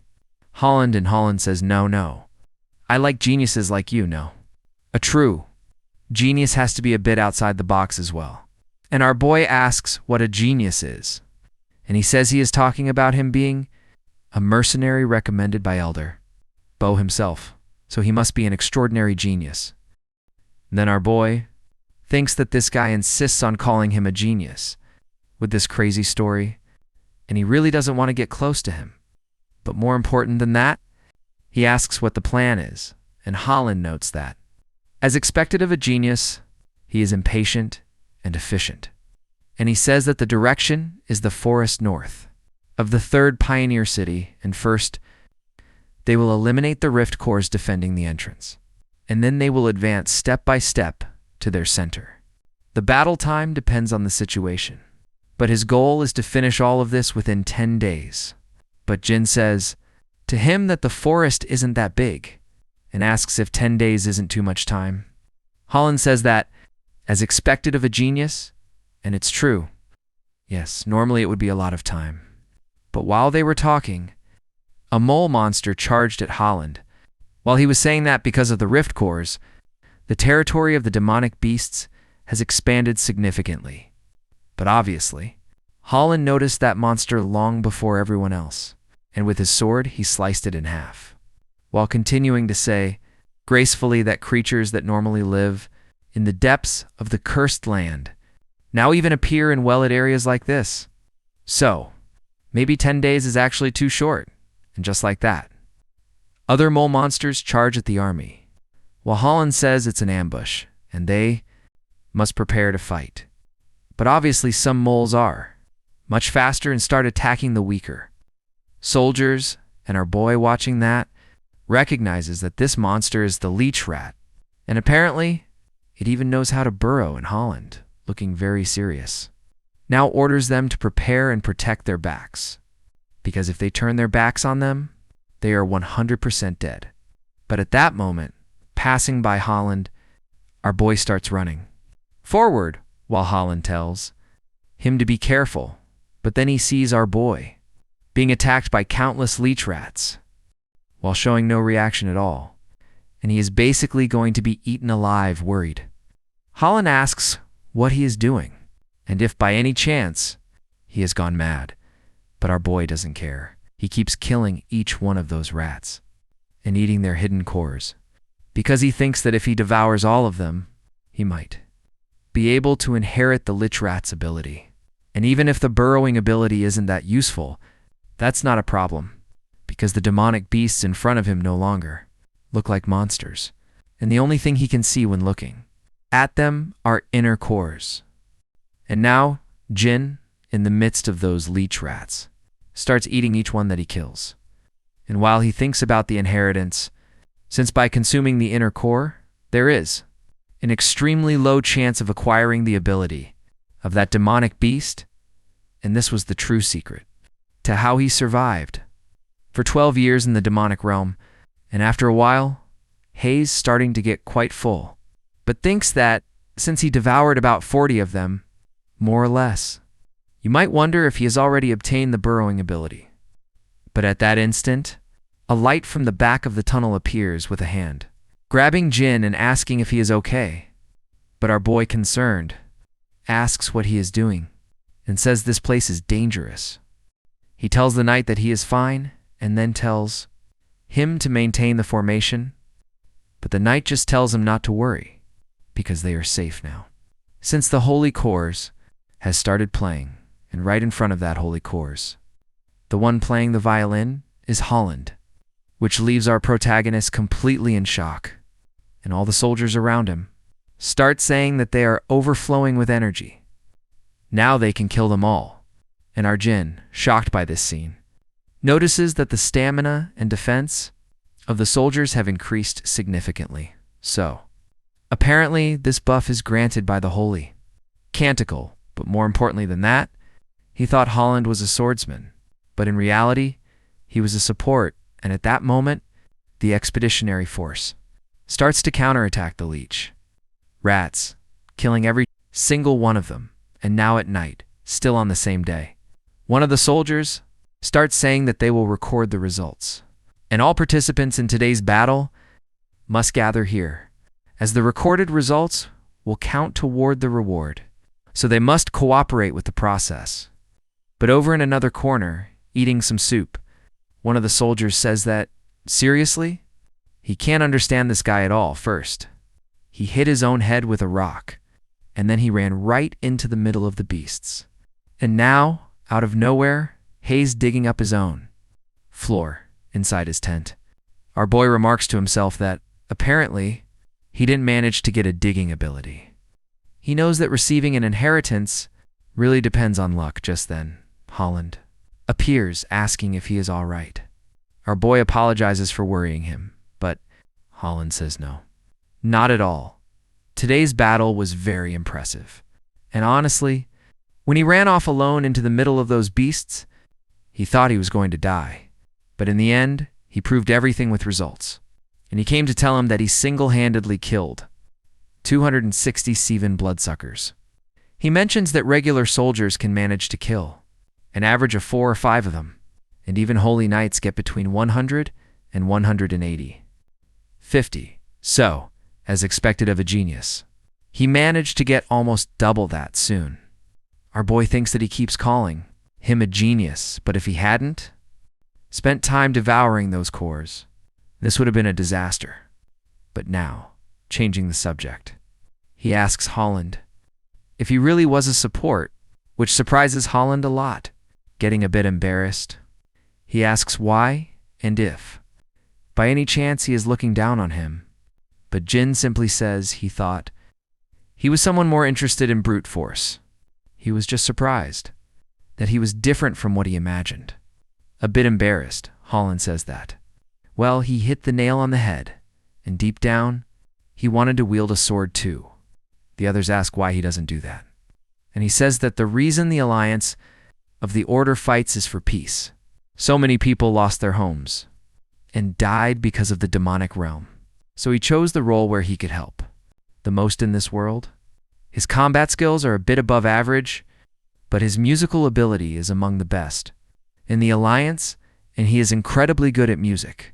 Hearing this, Jin thinks that he used to think he was an annoying guy because of all that talk about geniuses and whatnot, but apparently Holland seems to be a much better person than he thought.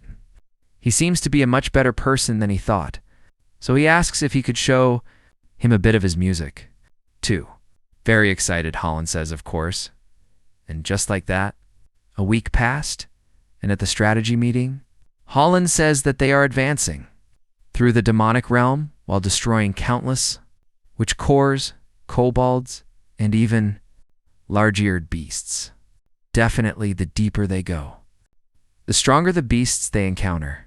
He asks how the morale of the soldiers is, and the captain says that they are even more excited than at the beginning. Holland asks why, and he says that it's because of that mercenary who kills every monster that gets near them, starting with the strongest ones. The captain shares that whenever a monster appears, that mercenary handles everything alone. Hearing this, Holland gets very excited and starts laughing out loud. He asks if being outperformed by a mercenary isn't humiliating for the alliance. But on the other side, another commander says that this isn't funny, that the soldiers are slacking off too much, and furthermore, they are going to receive absurd rewards for these results. But Holland asks if that isn't a good thing, since thanks to him, almost no one got hurt. The fact that these strong monsters are appearing just means that they are getting closer and closer to their goal. So, for now, they will rest while they still can and prepare for the final battle. But while this conversation was taking place in the middle of a canyon, for people were talking amongst themselves, and the one on top asks if the people from the Alliance are really coming, and he asks how they discovered this location.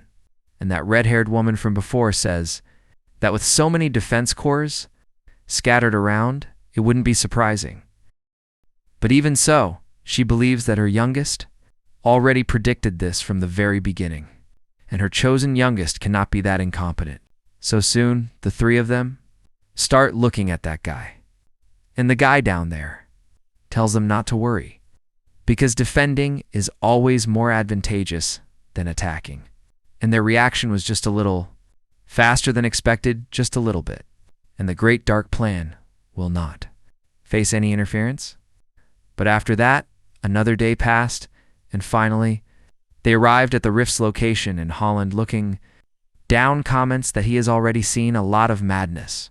But this is completely absurd. A gigantic rift covered in spiders. Quite curious. Holland asks if they are sure this is their destination, And that sort of priest says that yes, the corrupt energy of the demonic realm is concentrating right in this place. Holland said that he had never heard of such a place existing, as it looks quite bizarre, and I ask you if he doesn't find it a bit strange, since it would be normal to have the advantage fighting from a high place but digging a deep hole and building a hiding place inside there. But Holland says that it could also be so they wouldn't be seen, our boy. On the other hand, said that if that were the case, they would have dug a tunnel. And Holland says that makes sense, but then why did they do it? And our boy says that to him, it looks like a trap, which leaves Holland quite surprised. But right after the conversation, they hear screaming, and right behind them, gigantic monsters are charging at the army, and deep within the monsters' ranks, they recognize a very dangerous beast, which is the Bigfoot. And this Bigfoot monster is a massive monster. That stands for 27 meters tall, and its main characteristic is its absurd brute strength. And wrapped around the Bigfoot's neck is Salmosa, a monstrous snake with a tough hide and deadly venom, and this combo of two beasts is absurdly strong and clearly lethal, killing several soldiers with just a single IOE attack, and then throwing a few more into that hole. Right after they fall, they are attacked by those gigantic spiders that eat the soldiers alive. And seeing this, Holland is shocked, saying, "Damn it, everyone is falling. It really was a trap." He orders the soldiers to kill the Bigfoots first, but the soldiers say they are way too big. And quickly, Holland activates the sacred choir to use his buffs. But watching all of this from the corner, our boy gets very excited, because the Bigfoot dodged everyone and charged toward Jin. But before he could be attacked by that strike, our boy jumps into the hole, surprising everyone while thinking that the biggest of the pack, the strongest one with a snake wrapped around its arm, is exactly what he wanted apparently. It also realized that in this battle, he would be its opponent, and as the three of them fall down the hole together, with great difficulty, our boy lands, and then faces that Bigfoot. Swinging like a monkey on the webs, and with a huge leap, it lunges at Jin. But once again, our protagonist manages to dodge the strike, while thinking that it has the mobility to use the terrain to its advantage, and it still has colossal strength. In close combat, and to fight from a distance, it also has the snake's venom. But this fight only makes Jin even more excited, because each of them is an incredible ability. And he comments at this Bigfoot and this snake look like they would be delicious. And just like that, he throws himself into the web, using it like a hammock, and begins to swing. He runs along the walls of the pit, while attacking Bigfoot, thinking that usually when two monsters team up to fight, their strength doesn't just add up, pit multiplies. But this type of monster shares a common weakness. Just as it's difficult for him to face two monsters at once, it's also hard for them to act as if their two bodies are just one. So, no matter how good their teamwork is, when push comes to shove, they end up acting on instinct. And acting purely on instinct, Bigfoot tries to attack Jin, but ends up killing his own snake companion instead. He falls into utter despair, because he completely screwed up, and that is exactly how you hunt two monsters at once, cutting off both of their heads at the same time. After they land on the ground, our boy comments that, well, it wasn't a bad warm-up for a fight against a gatekeeper, but looking closely at the monster, he notices pieces of mana emanating from them. Realizing that this must be the snake's core, however, he wonders why he feels so strange. Right now, in the end, he brushes it off and simply consumes another inner core. But then, he notices something truly surprising. It seems the monster's ability has been absorbed, and now he can tell which monster core grants a specific ability inheritance. Since he has eaten so many cores, he is gaining all sorts of bizarre abilities. But in the end, this was a massive reward, and now he wants to see what kind of ability he just gained. But before he can test it out, a gigantic fireball comes flying at him from a hole. Just as he looks over, he is blasted by that fireball. Emerging from inside the cave is a man who is exactly that creepy dark priest, laughing and saying that Jin was careless to trespass into Nimbus territory, and that in the end, he is just a pathetic, filthy human. Much to this stranger's surprise, however, our boy just speaks up from amidst the flames, saying that this sucks, and that he ultimately failed. He had been hoping to get a poison ability, but ended up getting Bigfoot's body enhancement ability instead, which leaves a few scales on his face. He comments that it wasn't the ability he wanted, but it actually turned out to be quite useful. Thanks to it, he managed to block the fire attack. He thinks to himself that this is an ability worth analyzing more deeply later, but right now, he has to fight this guy. As another fireball comes flying his way, he quickly draws his sword and slices the fireball in half, while rushing toward the villain, thinking that the fight isn't over yet. Observing from a distance, that creepy guy realizes that Jin blocked his attacks. Twice, he begins to doubt himself, wondering if this really is the crazy bastard who sides with humans, while gorging himself on monster cores. If it really is him, hell have to go all out too. At that moment, he transforms, and several spider legs erupt from his back, instantly blocking Jin's sword. Our boy stares, quite surprised, realizing that this is an inheritance and that the man gained the ability by consuming the inner core of a spider monster. The villain says he had been looking for him, and who would have thought he'd just show up out of nowhere. He is truly so grateful that he could almost cry. When he gives the signal, other spider monsters rush at Jin. All at once, surrounding him, our protagonist quickly realizes that the guy isn't alone. At that moment, those fire and poison spiders unleash their power upon Jin. Even so, he manages to block that magic. But he notices that this firepower is getting faster, and faster as another explosion erupts.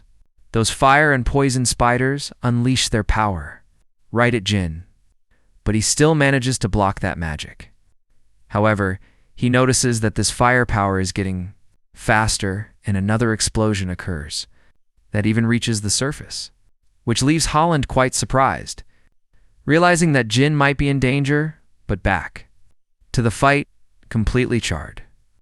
Our protagonist has now managed to defend against the blow, which greatly surprises the Dark Priest, commenting that this boy is excellent.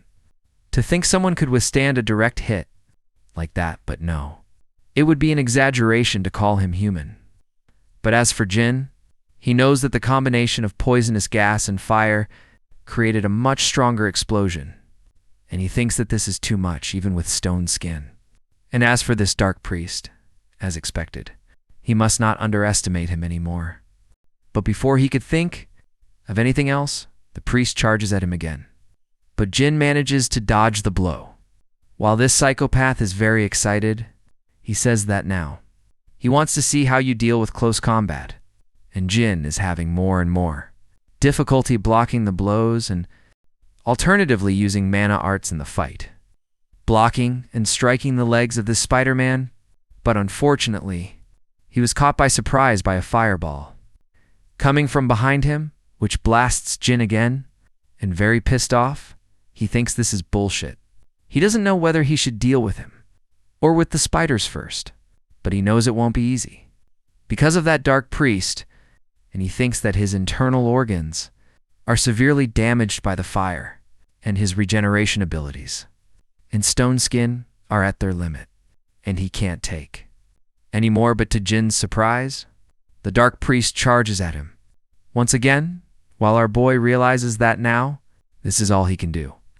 And at that moment, the villain's legs strike Jin's back, and the villain begins to laugh loudly, as if he had won the battle, and starts saying that this is quite intriguing. Now I understand why they left you alone, and you didn't just block my attacks with your shitty ability, but you even used mana arts. You are definitely a talent too valuable to die right after he withdraws his legs. and says, "Very well, I will make a special offer. You should join us." The dark priest adds, "And if you do that, I will at least spare your life." But Jin just stares at him silently, while the guy, very confident, tells him, "This isn't a bad offer. Don't you already know that using abilities makes you special? But ordinary humans who aren't special will keep trying to ban this power. And if you use this power, they will try to kill you, calling you a dark priest. And I'm sure it won't be any different for you, since you just got lucky to be hanging out with the Alliance of the Order. But when you use the power of monster cores, do you really think they will still see you as a human? So, now, take my hand to join forces. As people in the same situation, only then can you become even stronger and enjoy an even greater power." But after a few seconds, our protagonist remains silent. And then he stares at this lunatic and says, "What the fuck? Why does a shitty clown like you talk so damn much and like this? It's unacceptable. He needs to teach him a lesson." And the guy, completely confused, asks what's going on, while Jin begins to emanate a very strange energy, saying that he really didn't want to use this, but in the end, there's no choice. You left him no other option. And right after he unleashes this kind of ability, the fire, the poisonous gas, and everything around him begins to fade away, and the surprised guy wonders what's happening. But right afterwards, a very mysterious power begins to surge through his body, and instantly he feels that pressure, and he realizes that this power is much more powerful than before. And in this way, Jin calmly stands up, while telling him that he should at least say something that makes sense, because how the hell could a wolf serve a dog? With Jin entering a sort of berserk mode and staring, the Spider-Man begins to feel terrified. But he doesn't know what kind of absurd form this is. And don't tell me that by any chance he was hiding his power this whole time. And being completely terrified, he calls his people, who in this case are the spiders, to attack him together and turn this bastard into ashes. But before he could make his move, our boy extends a single finger and activates the skill, Celestial Punishment, and thus that monstrous energy begins to seep into the spiders, one by one, killing every single one of them. And right after, it strikes the dark priest hidden, while the villain thinks that the power difference is completely absurd. And what the hell did this guy eat to get this strong? And he knows this shouldn't be possible. But even so, the guy uses all his strength and barely manages to break free from that power. While he thinks that it doesn't matter what he ate, this is getting more and more dangerous, and he has to escape from there right now. But before he could run, Jin appears behind his back, which leaves the guy completely lost, wondering when he appeared behind him, but easily. Jin grabs his legs and tears them off one by one, and the villain falls to the ground in severe pain, begging for help, but obviously, Jin won't let him escape, and completely frantic, the guy almost starts crying, asking him to wait a moment, because they can at least talk, since both of them consumed inner cores, and if they talk, he thinks they can have a much more productive relationship. But Jin says that the only help he could give to him would be for him to provide information about the other dark priests. And furious, the guy asks why he is doing this, because he uses the same power as them, and in the end, humans will abandon him anyway. So, why does he insist on staying on their side? But Jin says that this wasn't the answer to his question, and completely frantic, the guy begs him to wait, because he understands now he will do whatever he wants. But unfortunately for him, it was already too late, and Jin says that he already had his chance, a single chance that he gave him, but apparently he didn't take it. And the guy, who is almost dying, says that he is a bastard who deserves to suffer the worst end, and simply the mercenary. Jin turns the dark priest into ashes, and then Those scales begin to shed from his body, and he is now completely naked, but for some reason, he is bleeding from his nose, his eyes, and his ears. And after a few seconds, he falls to the ground, completely weak, exhausted, and devoid of any power, but still conscious. He thinks that this is tiring as hell, and that's exactly why he didn't want to use this kind of power.